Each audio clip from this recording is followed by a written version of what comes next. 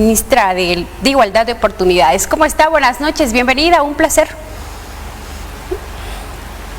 Muy buenas noches, un placer estar con ustedes, agradecida por el espacio y atenta al diálogo que vayamos a tener. Bien, hablemos, por favor, socialicemos el tema del proyecto de ley 055 que pretende fortalecer el cumplimiento de las obligaciones de asistencia familiar. ¿Cuál es el alcance de este proyecto de ley? ¿Quiénes son los principales beneficiarios? Por favor, si podemos dar a conocer. Claro que sí, este proyecto de ley tiene como objetivo fortalecer el cumplimiento de las obligaciones señaladas en una resolución judicial de asistencia familiar. En este marco, una vez que se emite la resolución judicial de asistencia familiar, con este proyecto de ley se va a generar una fase de ejecución de esos fallos.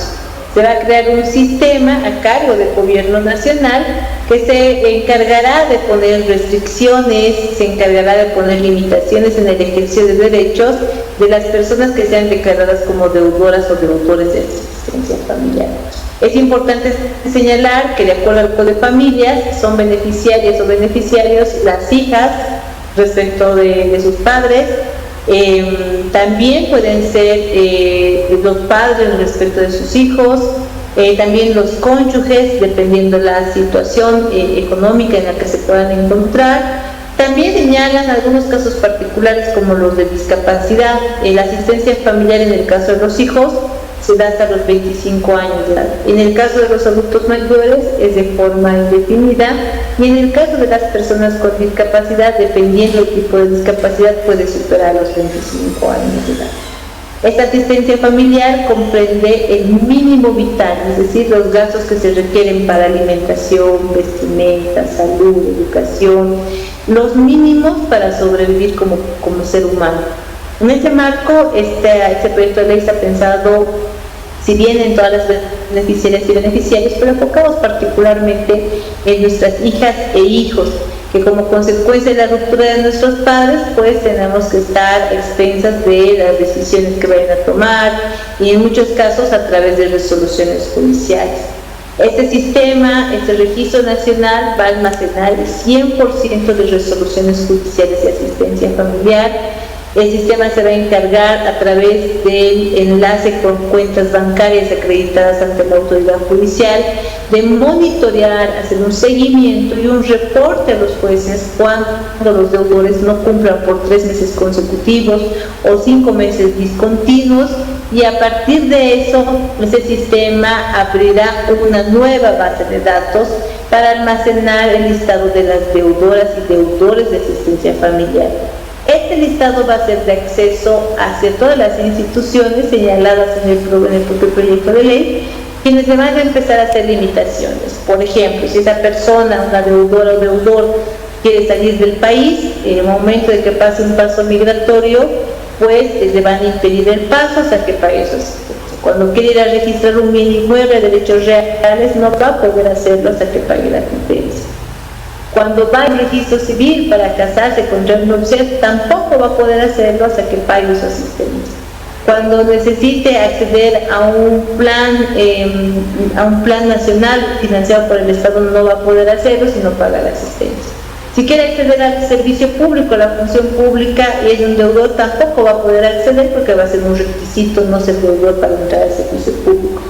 Estas, entre otras limitaciones, van a ser de conocimiento de las instancias públicas, también de las privadas, a fin de que al momento de que esa persona quiera realizar su vida de la forma más común, natural y ordinaria, pues si es un deudor o deudora no va a poder hacerlo y va a necesitar necesariamente acudir ante la autoridad judicial y decir: señor, mire, yo me arrepiento, he pagado todo, voy a ser un buen ciudadano y cumpliré mi asistencia familiar. Esto en grandes rasgos es lo que está planteando este proyecto de ley 55. Bien, viceministra, ¿qué tipo de sanciones, por ejemplo, en caso de que un padre de familia no deposite las pensiones durante 3 meses continuos, qué tipo de sanción va a recibir este? Estos que te señalaban, no va a poder salir del país, no va a poder acceder a pasaportes, si está realizando un proceso de transferencia ante Notaría de Fe Pública, no va a poder continuar con el trámite hasta que pague su asistencia familiar. En el caso de que ya esté dentro del servicio público o se encuentre en una institución privada, a momento las autoridades de recursos humanos van a revisar si es una deudora o un deudor. En caso de que sea deudora, reportará al sistema, el sistema se encargará de reportarle al juez. El juez, cuando verifique que es por una segunda vez un deudor declarado deudor como de asistencia familiar, dispondrá retenciones de salarios, retenciones de jubilaciones para asegurar el pago de asistencia familiar. También se ha dispuesto otro tipo de medidas relacionadas a la posibilidad, por ejemplo, cuando vayan a hacer sus cobros de deudas en la vía judicial, un juez, antes de pagarle a un deudor de asistencia familiar, lo que va a hacer es verificar si ese deudor, agarrar esos montos de las acreencias que tenga para disponerlas para sus beneficiarios o beneficiarios de asistencia. Tampoco van a poder acceder abiertamente a créditos. La deuda de asistencia familiar va a ser un criterio importante al momento de analizar de dar crédito o no dar crédito a una persona, en este caso deudora de asistencia familiar. Bien, viceministra, es decir, aquella persona que no deposite las pensiones, ya sea 3 meses continuos o 5 meses discontinuos, automáticamente va a estar registrado en el sistema. No automáticamente, porque obviamente los sistemas igual pueden presentar o no contener toda la información, y en este caso vamos a mantener el control jurisdiccional. Creemos que es importante también respetar las garantías del debido proceso y también los errores humanos. En este punto, tanto para ingresar al listado de deudores como para bajarse del listado de deudores, requiere una disposición judicial. ¿Cuál es la diferencia?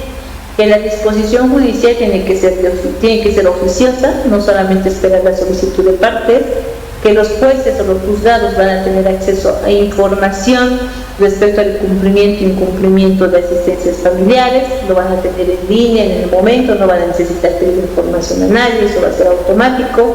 Es decir, que van a tener toda la posibilidad de definir judicialmente si una persona sube o sale de un listado de deudores de asistencia familiar. Bien, ¿cómo surge la iniciativa, viceministra, de trabajar en este proyecto de ley?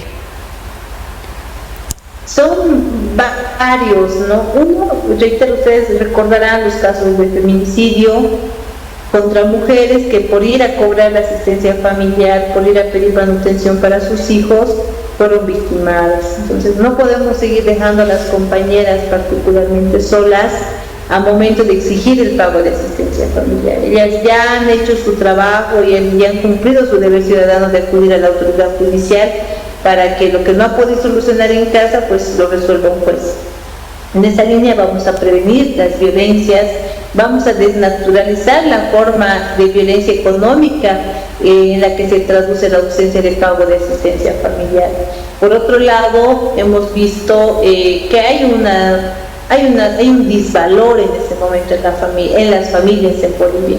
Hay problemas de cuidado dentro de las familias, hay problemas en asumir las responsabilidades dentro de familia, y eso actualmente está generando una grave afectación de los derechos de niñez y adolescencia. Entonces, necesitamos reforzar la corresponsabilidad en el cuidado, necesitamos que madres y padres, particularmente los progenitores, asuman sus deberes de cuidado como consecuencia de haber traído niñas y niños de este mundo. Entonces, eso también va a ser importante, asegurar un desarrollo integral de las primeras infancias, de la niñez, de la adolescencia, de nuestras juventudes en Bolivia.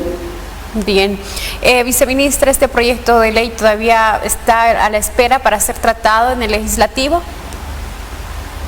Ya ha pasado con informe positivo, ha sido aprobado en la Comisión de Derechos Humanos de forma unánime. Ya ha sido remitido a la Presidencia de Diputados con un informe positivo también, y estaría esperando su turno para ingresar al Pleno de la Cámara de Diputados. Ahí yo resalto que ninguna socialización realizada en Cochabamba o en Santa Cruz haya existido una sola opinión que señale que no es importante o que no es necesario el RENAVO.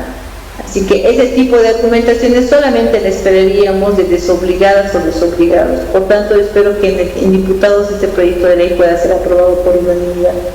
Bien, más o menos no hay un tiempo tentativo, ¿verdad, viceministra? No, lastimosamente en este momento los tiempos políticos están marcando la agenda legislativa. Lo único que podemos asegurar es que lo que estaba hasta ahora en nuestras manos, de lograr que la Comisión de Constitución comprenda, entienda, además aportes muy activamente al último proyecto de ley, pues ya se ha culminado de forma positiva. Ahora hay que esperar los tiempos en la Cámara de Diputados. Entendemos que hay muchas organizaciones sociales, organizaciones de sociedad civil, que han manifestado también su interés en exigir a la Cámara de Diputados que esto sea agendado de una forma oportuna también, porque es necesario. En Bolivia necesitamos un RENAV, necesitamos acompañar a las compañeras que están peregrinando para que se les pague una asistencia, necesitamos fortalecer las tareas de corresponsabilidad de los cuidados, necesitamos prevenir las violencias en nuestro país. Pero bueno, ya se ha avanzado mucho en este proyecto de ley y prácticamente está a un pasito de ser promulgado, viceministra. Estamos haciendo camino, como diría hace rato, se hace camino al andar. Ya hemos iniciado, creo que haber tenido todo un debate técnico, un debate político importante en el Ejecutivo, y contar con un respaldo no solamente institucional, sino de los equipos técnicos de todas las instituciones del Ejecutivo, han marcado un gran punto de avance, ya incluso en la fase de implementación. Haber escuchado en la Comisión de Derechos Humanos a dos grupos de proyectistas, una que estaba a la cabeza la compañera Olivia Huachaya, otro a cargo de la diputada Ferreira, la diputada Nogales, escucharnos y entender que era necesario llevar un solo proyecto y que sea el Ejecutivo el que se lleve, alimentado, enriquecido por las compañeras en la Comisión de Derechos Humanos, ha sido bastante importante. Creo que ha habido, por lo menos en la Comisión de Derechos Humanos, un interés en particular de poder favorecer a las poblaciones en situación de vulnerabilidad, de pensar más allá de lo político, más allá de lo mediático, más allá de todo, incluso de las rencillas personales que pudieran existir o no, pues apostar por hacer un trabajo que realmente le beneficie a la población. Y yo reitero, una vez se promulgue la ley del RENAV, va a generar un cambio importante en el país, no solamente por la norma, no solamente por lo que propone, sino porque va a generar cambios de conducta en la construcción de lo que es nuestra ciudadanía. Bien, viceministra, en este proyecto de ley, por ejemplo, se está abordando el tema del monto de asignación por hijo, por decirse, ¿se está categorizando o esto no está contemplado en el proyecto de ley? No está contemplado. Sí es una tarea que las socializaciones están demandando pueda ser ajustada. Pero el proyecto de ley, reitero, tiene como objetivo central fortalecer la ejecución del fallo, no la determinación del fallo. Para la determinación sí se pondrá a disposición del juez bases de datos de información, pero solamente eso. Por ahora, el proyecto de ley se ha enfocado a fortalecer el cumplimiento de ese fallo judicial de asistencia familiar. Sin embargo, yo entiendo tu pregunta, es algo que surge en las mesas de socialización, es un punto de debate que lo vamos a trabajar técnicamente desde el Ministerio de Justicia y Transparencia Institucional. Bien, yo le agradezco, viceministra, por esta información. Muchísimas gracias. Vamos a estar pendientes a cada pasito que dé el proyecto de ley y sobre todo a su promulgación. Hasta otra oportunidad. Muchísimas gracias. Ojalá muy pronto, más temprano que tarde, RENAV sea una realidad en nuestro país. Muchísimas gracias. Hasta otra oportunidad.